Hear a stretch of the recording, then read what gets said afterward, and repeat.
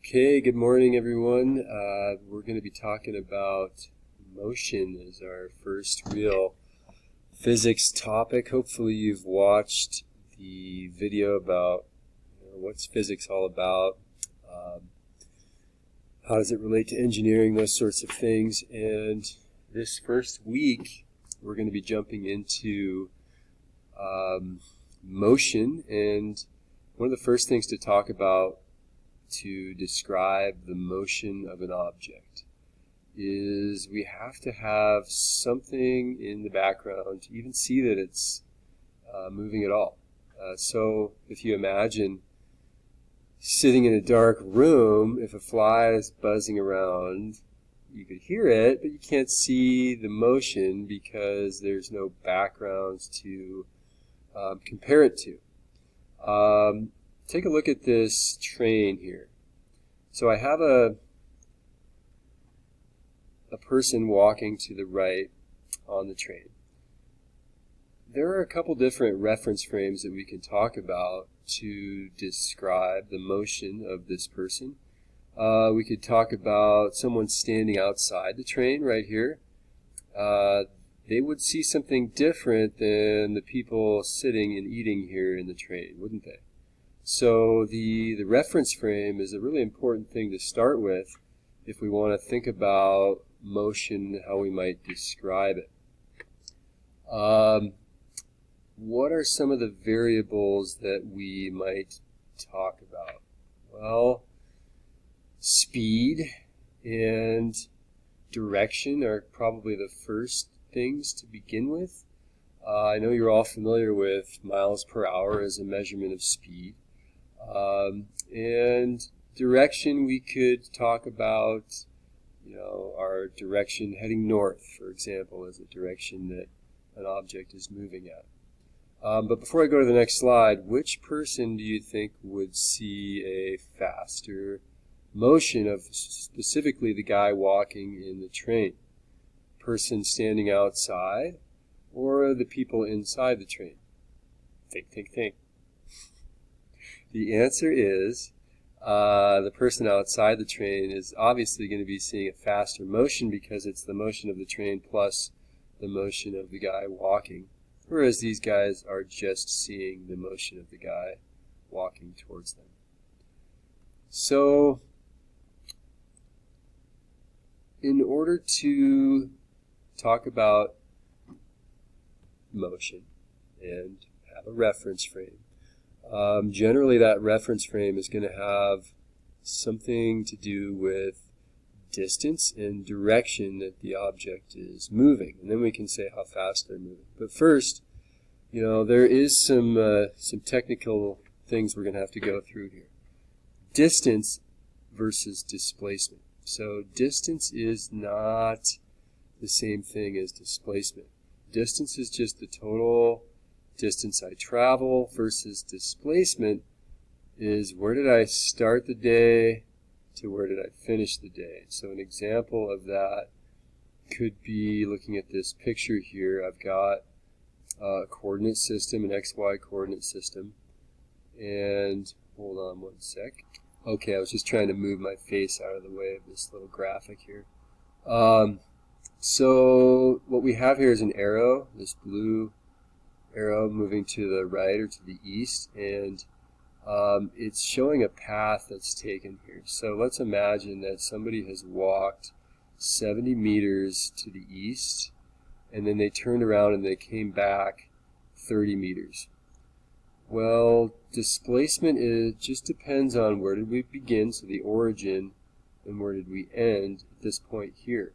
So the starting position to the finishing position is only going to be 40 meters. However, my distance is going to be my total distance traveled to 70 meters plus the 30 meters, so 100 meters. So there's a big difference between distance and displacement. And we'll be looking at how distance is what's called a scalar quantity and displacement is a vector quantity. And we'll get to that here pretty quick. So Mathematically, we can calculate displacement as the delta x term. So generally in physics, the x is going to represent displacement. Delta is a Greek symbol which means change in. And so we take our final position, our x2 minus our initial position, which is our x1. Another really important point is we have to kind of decide, well, which direction is positive and which direction is negative. So here on this coordinate system, I'm going to call the distance to the right in the positive x dimension. And generally, just for future reference, I'm going to call up on the y-axis the positive y dimension. And what that means is if I go left from a position of 30 meters to 10 meters, like in this case here, my displacement is going to be negative. So once I have defined a reference frame and a coordinate system, I kind of have my background to start talking about an object's motion. And generally, the first thing you're going to want to talk about if the object is moving, well, how fast is it going? Is it going at a constant speed? Is it accelerating? Let's start with the difference between speed and velocity. So speed is the scalar, velocity is the vector. What that means simply is that velocity is just speed plus a direction.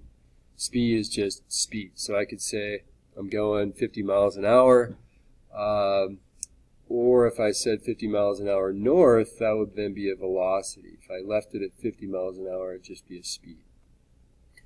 So how do we find it? Well, you know this, I think, already, but we'll just review. We take our distance traveled and we divide by the elapsed time. So our distance in this class, we want to be in meters most of the time. In our time elapsed, we're going to want to be in seconds. So our units of speed are going to be meters per second. So if I traveled, let's go back to this slide, from position 10 to position 30, let's say, that distance that I traveled is 20 meters. And I would just have to have a stopwatch and say, okay, how long did it take for this person to walk from here to here? And let's say that takes 2 seconds.